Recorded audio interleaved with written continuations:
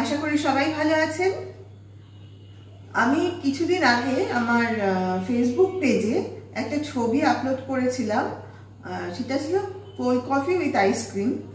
তো আমার কিছু পরিচিত বন্ধুরা আমাকে ফোন করে জিজ্ঞেস করেছিল যে এটা কিভাবে বানিয়েছিস একটু বল। তাই আমি ভাবলাম যে আজকেও চট করে আমি একটু কোল্ড কফি বানাই আর তার পদ্ধতিটাও আপনাদের সঙ্গে শেয়ার করি। যদিও আমি কিন্তু একদমই ঘরোয়া সাদামাটা পদ্ধতিতেই জিনিসটা বানাচ্ছি, তবে মানে ফাইনাল লুক আর টেস্টটা কিন্তু একদম প্রফেশনালদের মতোই হয়। তাহলে চলুন শুরু করি। আমি একটা ব্লেন্ডিং জার নিয়েছি। প্রথমে এখানে নিয়ে নিয়েছি কোল্ড কফি বানানোর জন্য একটা ছোট কফি স্যাশে, এই 2 টাকা দামের স্যাশে একটা নিয়েছি।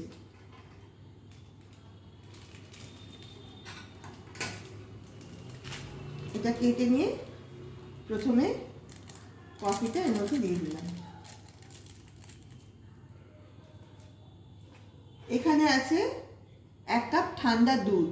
দুধটা আগেই ভালোভাবে জাল দিয়ে ঠান্ডা করে ফ্রিজে রেখে দিয়েছিলাম, সেই ঠান্ডা দুধটা নিলাম। আমি এখানে এই 1/2 কাপ মতো দুধ প্রথমে এই জারের মধ্যে দিচ্ছি। খুব বেশি দুধ দিলে দুধটা উপচে পড়বে। এবার আমরা তো জানি যে কফির টেস্টটা তেতো হয়, কাজে সেটা মিষ্টি করার জন্য আমি এখানে আলাদা করে চিনি না দিয়ে দিচ্ছি ভ্যানিলা আইসক্রিম। এই বড় চামচের 1 চামচের একটু বেশি পরিমাণ ভ্যানিলা আইসক্রিম দিয়ে দিলাম।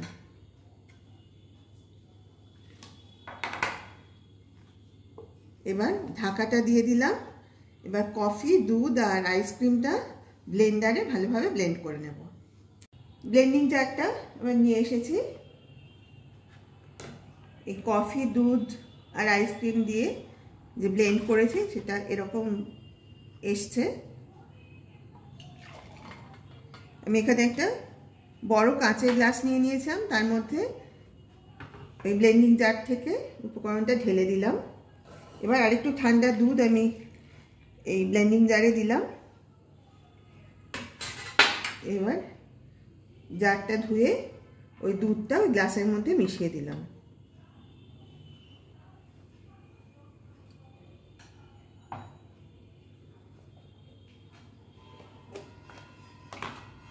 এবার আবার নিয়ে নিলাম ভ্যানিলা আইসক্রিম।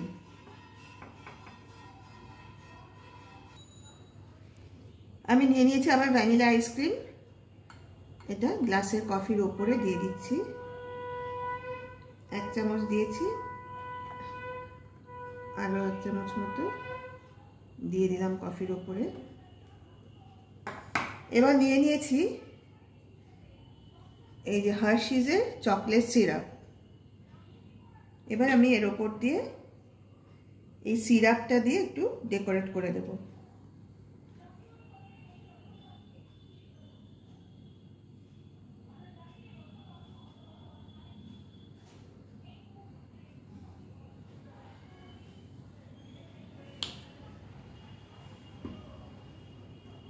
এবার একটা স্ট্র আমি গ্লাসের মধ্যে দিয়ে দিলাম।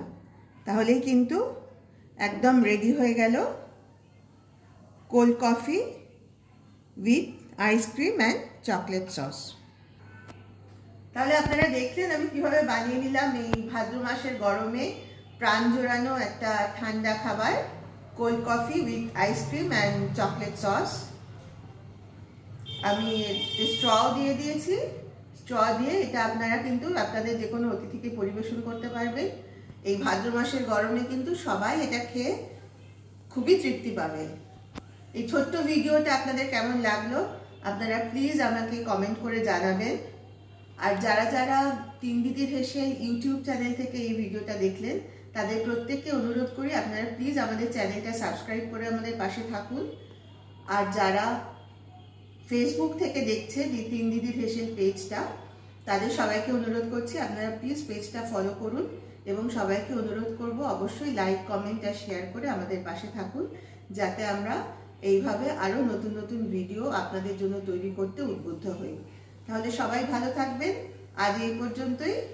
আবার খুব শিগগির দেখা হবে একটা নতুন ভিডিও নিয়ে। নমস্কার।